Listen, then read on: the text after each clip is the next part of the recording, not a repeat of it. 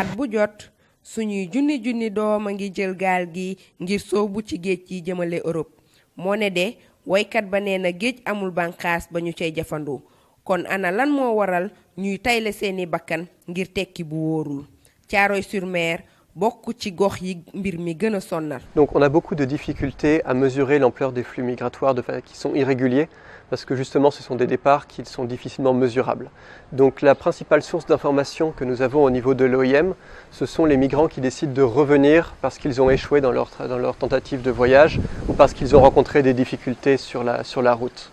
Les dernières tendances que nous avions depuis 2017, c'est que la principale route de migration irrégulière passait par le désert avec le Mali, le Niger et en direction de la Libye pour une traversée vers la Méditerranée. Cependant, depuis les 6 derniers mois, on observe une reprise de la voie maritime, donc les routes les voies qui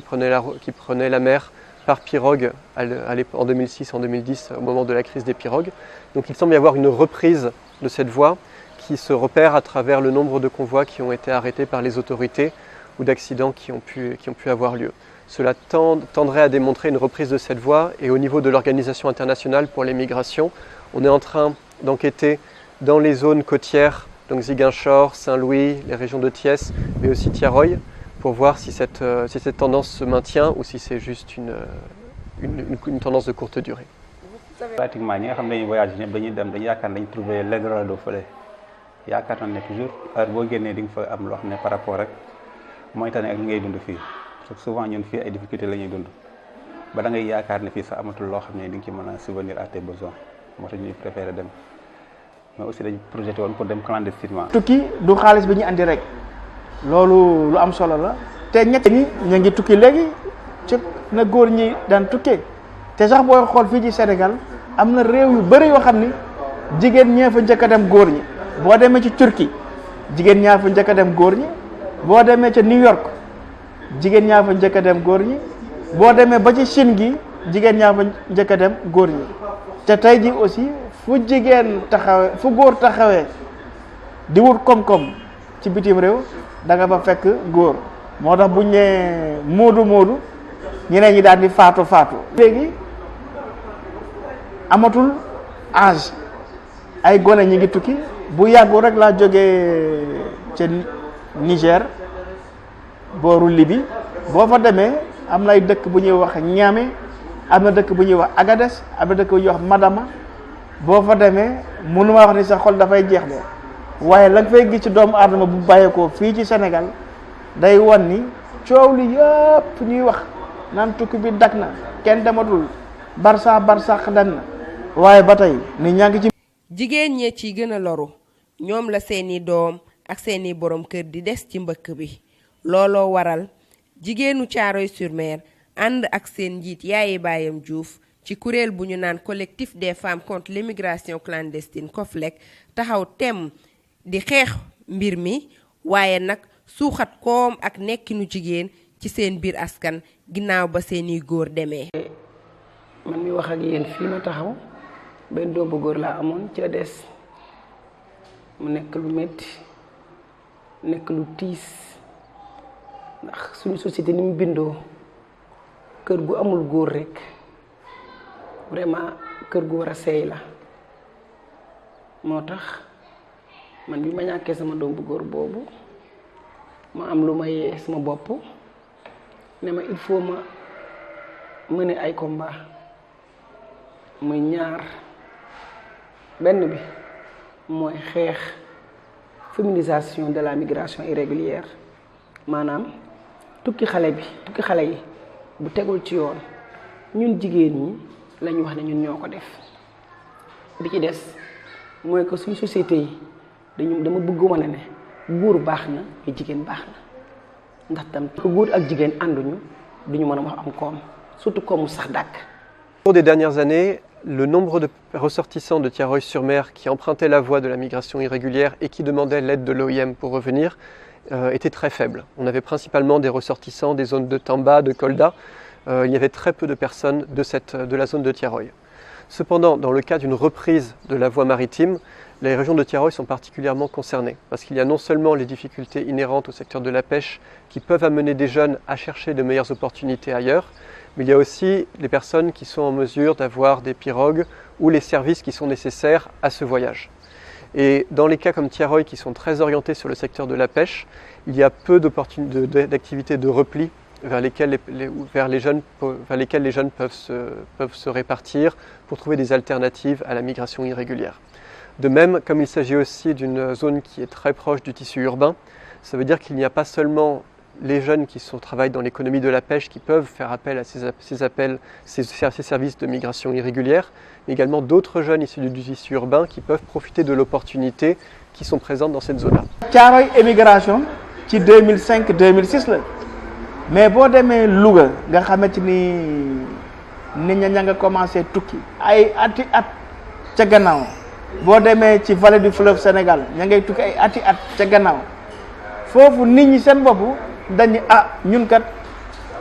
amuñu nawet amuñu usine nguur gi nam ñu war a taxawooñu ko mooy seen gis-gis dañuy daaga xool nu ñuy jàppale suñu bopp boo gisee ci dëkk yooyu mën a tudd mu di Louga ñaata dispensaire lañ fa tabax la fa émigré yi tabax ñaata teen la fa émigré yi bënn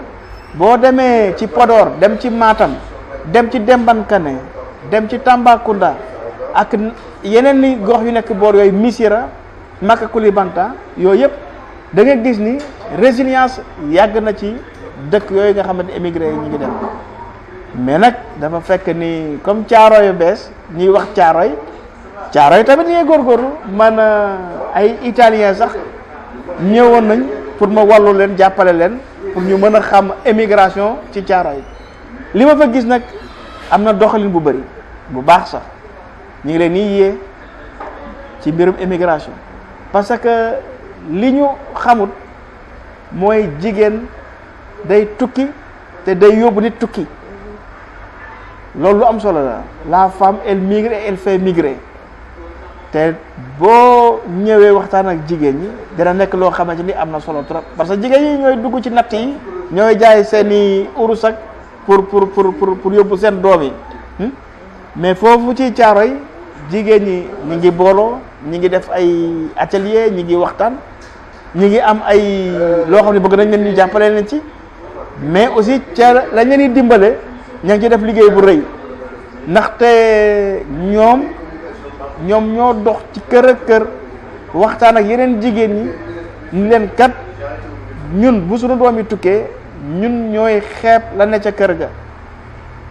amaan na mën nañ ñeneen a wax ñu dem wuti waaye yoonu àll bi du solution mais bu jamono yi doxee nag du wuti fori mooy solution bi yaakaar naa ni bu nguur gi lëkkaloo ak waa Thiaroye ñu xool nan la ci université mën a dugalee loxoom parce que aussi loolu il faut ñu wax ko mooy est-ce que ñun suñu université yi ñi ngi jàppale suñu communauté yi yaakaar naa ni suñu jàppale suñu communauté yi résilience bi war naa mën a bar résilience bi war naa mën a am solo ba ëllëg nit mooy wàll yan di ñëw bi parce que frontière moom kenn xalaatu ñu tëj ko boo gisee li am Amérique nga xam ni frontière tëj ko ba mënta ne naam yomb na mais aussi yombut ndax société bu askan bu nekk cosaan askan bu xamante ne góor moo fa am baat jigéen amu fa baat ma bëgg mën a xeex yooyu day métti moo tax ci ay waxtaan seeti kilifa yi seeti kilifa cosaan kilifa aada mais aussi waa askan bi rawatina ndaw yi pour wax leen solos migration ndax migration fi lañ ko fekk du tey la migration am ndax tubaab bi ñu soxlee liggéey seen réew ñun suñu maam yi ñu doon jël ñu dem liggéeyal leen te aussi nit dafa juddu pour dem ak ñëw mais lépp na tegu ci yoon moo tax ci waxtaan yooyu ndaw ñu bari gis nañu ne war nañu mën a toog leen manqué woon rek mooy am xibaar ci li am ci réew mi ñu war cee mën a jàpp pour liggéey muy ci wàllu formation mais aussi ci wàllu seeti ay kuréel yu ne ci réew mi leen mën a gunge mën leen a encadrer jàpp leen bañ am fi am xëy loolu mën a nekk ci wàllu mbay mi ndax programme yu bari réew mi am na ko ci wàllu mbay ci wàllu napp ci wàllu sàmm ci wàllu sax technologie yu bees yi mais yëg bi moo amut. dañ projeté woon pour dem clandestinement mais bi ma bëggee dem ci laa gis yaay bàyyam bi moom ma convaincre ba ma toog fii. jeunes yu bari xamuñu fan lañ dem ci wàllu boobu moo tax ñu di accompagner di leen wan fan nga mën a dem pour sa projet migratoire nga mën ko respecter. naan soo bëgg a tukki sax ñun am nañu ay jumtukaay yu ñu am pour teg la ci yoon wu leer booy tukkee mais ñaari soo ko wanee ndaw xale bi day dem ba day découragé tey xam ne lii mënta nekk mu ne nag utal leen ma feneen fu ma dem par exemple maçon la mais mënu ma def sama ay devis ma def sama ay plan dañuy dem centre Diamniadio bële centre des métiers de Diamniadio lëkkaloo ak ñoom pour ñu jàppale ci loolu su da nga bëgg formation dañu dem lu mel ni office national de formation professionnelle mooy ONFP am nañ ay documents ñu lay jox nga remplir ko ñu déposer ko ay ANIDAC yooyu yëpp dañu fay référer jeunes yi moo tax on a la cartographie ci béréb yi joxe xam-xam ak xibaar yooyu yëpp ci xale yi te bu ñu ko defee gis nañu ne ñi daan dem ñu bari naam bëgg baa nga fi mais wàññeeku nañ loolu ñu def nañ ko bi ci des mooy jigéen ñi ñàkk seen njaboot ci immigration bi ndax ku nekk xam nga ne sa doom wala sa borom kër moo daan jàppale su demee rek kër gi day xaw a naax saay xale yi seen jàng xale yi seen sécurité violence bi biri surtout xale jigéen moo tax dañu mettre en place ay wàllu liggéey lu mel ni soppali jën ndax fii dëkku lébu la jën la ñu xam lu mel ni soppali jën man mi ngeen di gis soppalikatu jën la waaye dama dem jàngiwaat yokkaat sama xam-xam bi léegi dama ubbi benn centre de formation bu jàngal jigéen ñi ak ndaw ñi ci wàllu pêche te loolu day wane ne ak jigéen ñi soppali jamono mën naa ne bi ci des taxaw nañu kuréel buy soppali céréale locale gi beneen kuréel buy defar ay saabu tabax fii ci centre bi ñu nekk nii benn centre de formation d'accueil sax centre d'accueil de formation pour les jeunes parce que boo leen jàngul le fi surtout ndaw jigéen ñi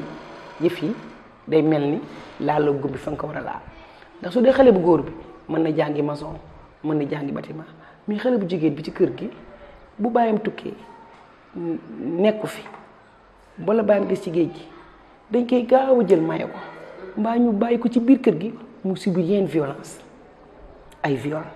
ay inceste ay violence psychologique ay mariage d'enfant moo tax man dama jël xale yi fii ci centre bi indi leen di leen jàngal ay métiers. En travaillant avec les gens des communautés, qu'il s'agisse comme par exemple dans la zone de Thiaroye avec les groupements de femmes ou dans les zones qui sont plus enclavées du Sénégal comme les régions de Tamba ou de Kolda, c'est de pouvoir avoir un dialogue sur la migration de façon à ce que si les jeunes décident de partir, ils puissent le faire de la façon informée, de la façon la plus sûre possible et que la migration ne soit pas la seule option qu'ils voient et qu'au contraire elles puissent voir que dans les communautés, il y a des possibilités, il y a des acteurs qui se mobilisent pour les encourager à réussir également au Sénégal. Émigration bi mën na dem ba jox jigéen ñi benn doole boo xamante ni fooguñu ko woon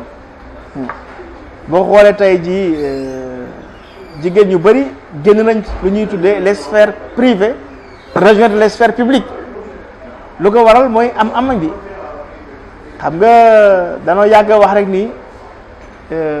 jigéen bi gën a rafet mooy jigéen bi jàpp tànk wala bu wax kenn du ko dégg mais yaakaar naa tey jii ba ñuy wax jigéen bi gën a rafet du ñu ñàkk boole ci nii mooy kii participer ci dépense quotidienne bi te tey jii jigéen ñooñu nga xamante ni tàggat nañ leen ña nga ca am koom-koom yu ñuy woowee les AGR les activités génératrices de ressources te loolu tax na tey jigéen ñi ña ngay fayal jàng seeni doom ña ngay faj seeni coona ña ngay sutural seeni borom kër tamit te yaakaar naa ni loolu de bu dakkut gën a continuer nit ka nekk Espagne wala Italie di taaba day daal di wax ni man kat teema ñibbi ndaxte taaba boobu ma gis ma nekkee fii Italie yorut kër te gisuma samay doom gisuma sama soxna naa ñibbi ci kër ga ànd ak soxna si ñu liggéey ensemble. parce que boo demee il y a la barrière de la langue d'abord nga dem déggoo langue bi pour nga adapté ak seen vie seen culture yi bokkul risques yi bari na risques yi bari na parce que nit ki boo ko bëggee convaincre dañ koy wax li nga xam ne moo ci nekk c'est-à-dire risques yi ñun gaal yi ñuy utiliser pour dem Espagne adapté wul parce que bateau yi dem nii sax booy seet dañuy am ay sauvetage gilet de sauvetage mais ñun bu ñu bëggee dem géej nii fi mu nekkee koo ne takkal gilet de sauvetage day am problème parce que daan xamul ndox parce que comme ñun ci ndox mi lañ juddoo dañuy yaakaar ne mën nañu braver géej yëpp te fekkee ne géej bi ak géej bi beneen bi géej bi bokkul moo tax souvent ñun ñuy jàkkuwanteeg yenn jafe-jafe yi foofu voilà. pour wane ne que ak jigéen c'est possible encore une fois de suite pour un changement de comportement tey man muy wax ak yéen